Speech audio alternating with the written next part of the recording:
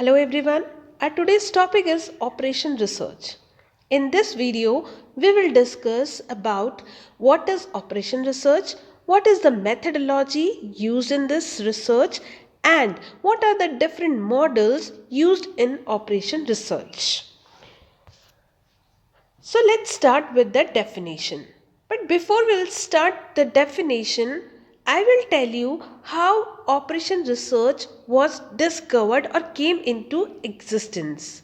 The advent of OR was during the World War II, when the British military appoints group of scientists to examine the strategies and tactics of various military operations with the intention to know how we can best utilize the scarce resources for winning the war. Therefore, the name Operation Research was coined because it is a research activity and it was done on the military operation. Therefore, the word coined Operation Research. So, in this discipline, we are applying the scientific methods, techniques, and tools to the problems involving the operation of the system to provide the optimal solution to the problem. So, basically, operation research helps in decision making. We can say it is the art of giving bad answers to the problem which otherwise have worse answer. In India, it was originated with the opening of regional research laboratory at Hyderabad in 1949. Professor Mahalanobis used operation research techniques for the formulation of second fifth year plan. So the Operation research is the application of the scientific methods of providing executive departments with a quantitative basis for decisions regarding the operation under their control. It helps in making better decisions, better system, and better control. So, this is all about operation research.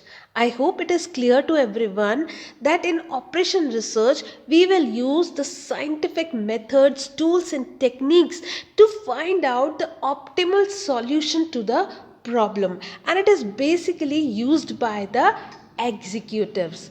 Now, let's move on to the different types of models that are used in operation research. What is model? Basically, model is the true representation of the real life events, or we can say it is an ideal representation of the real life events.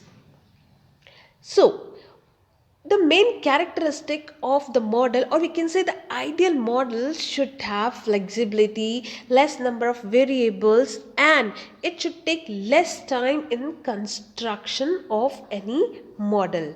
The different types of model that are used in operation research are iconic, analog, symbolic, heuristic, deterministic, and probabilistic models. So let us try to understand each and every model one by one. So let's start with the iconic model. First of all, I'll say that have you ever seen the model of aeroplane? That aeroplane model is the pictorial representation of the aeroplane.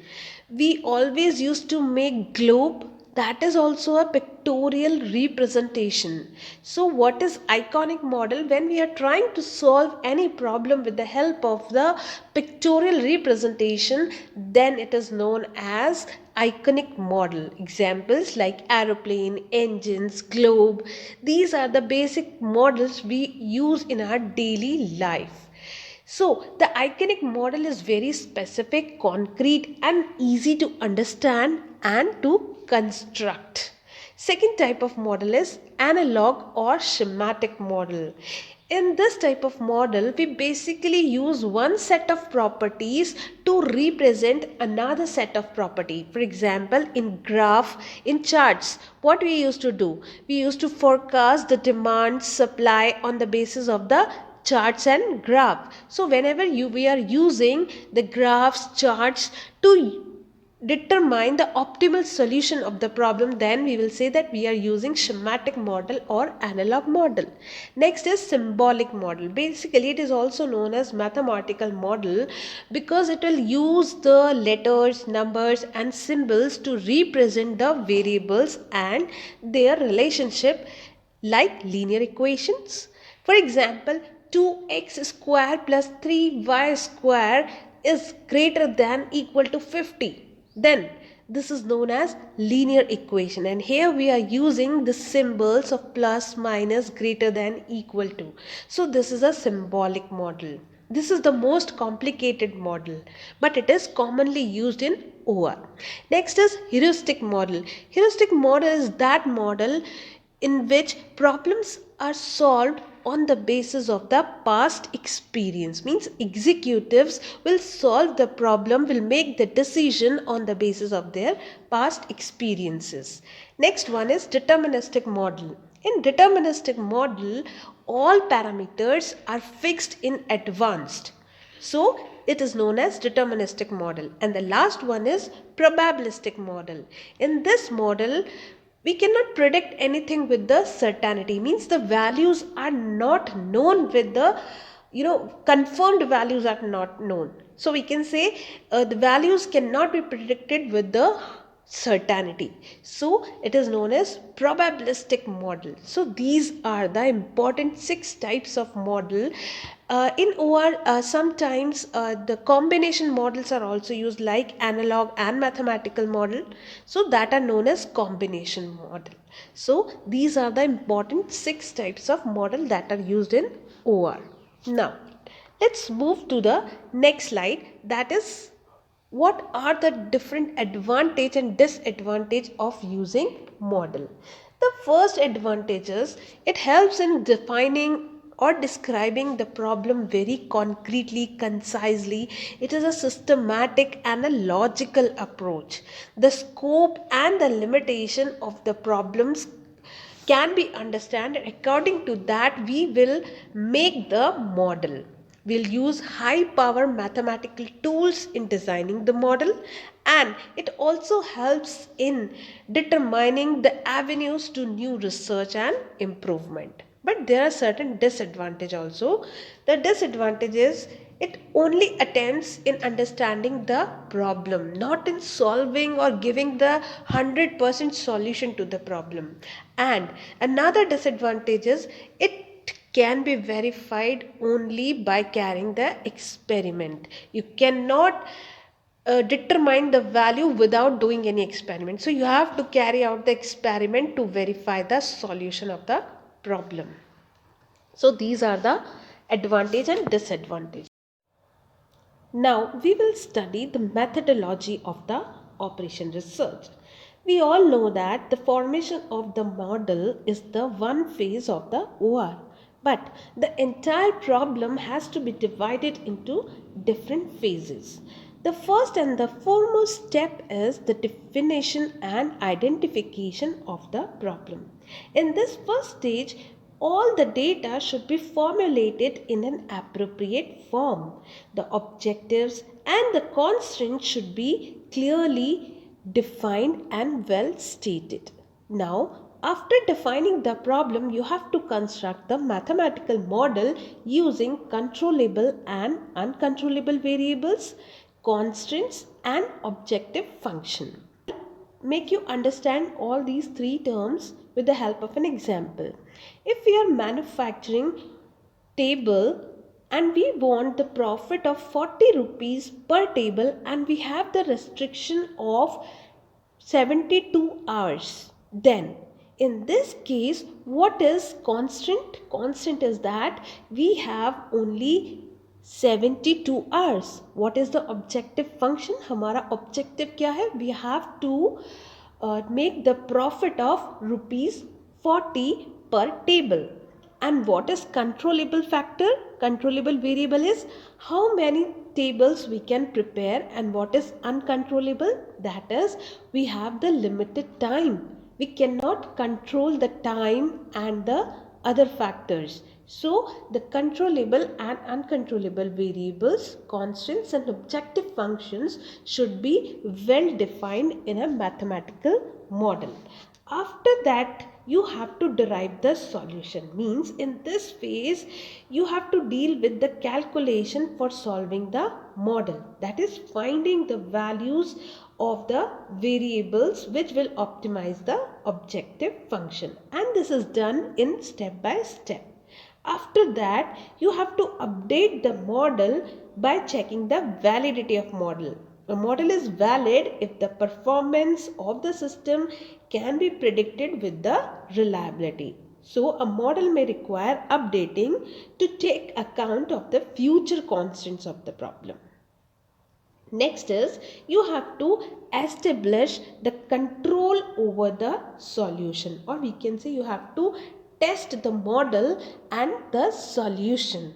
So after controlling the solution of the problem, you have to implement the solution. So in the final phase of the study, the implementation of the solution is affected by the working condition prevailing in the concerns and the executive concern. So in this way, operation research works. So basically we can say that OR provides solution for various business problems.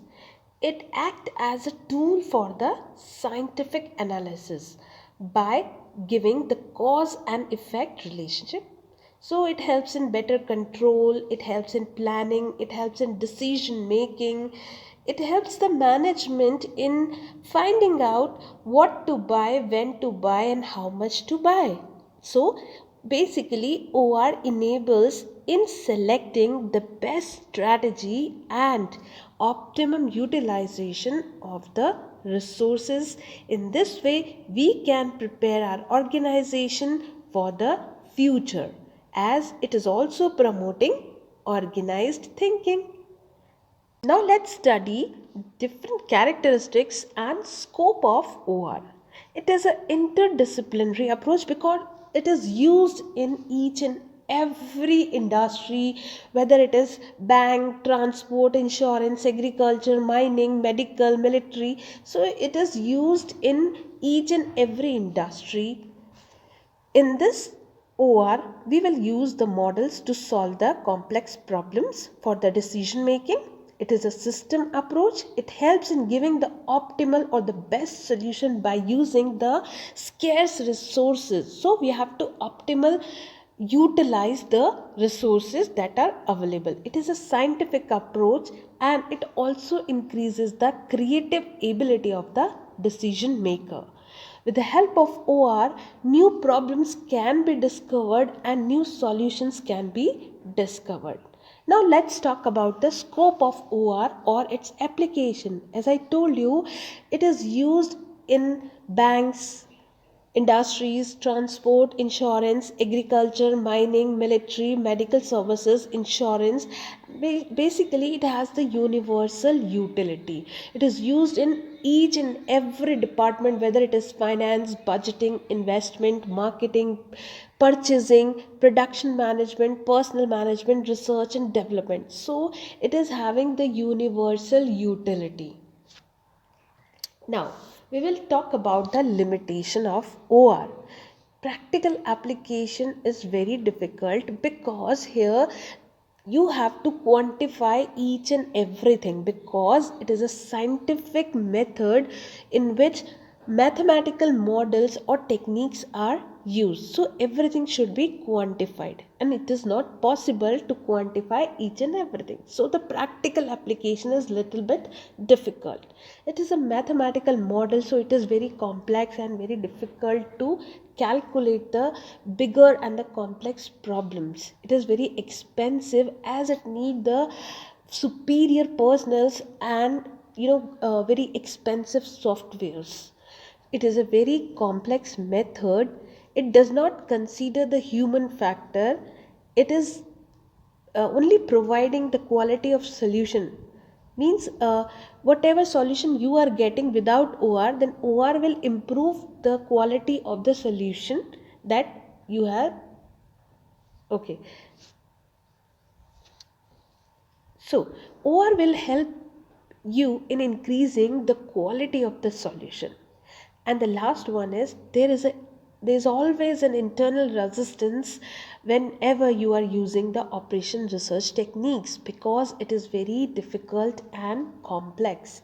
So these are the certain limitations of using OR.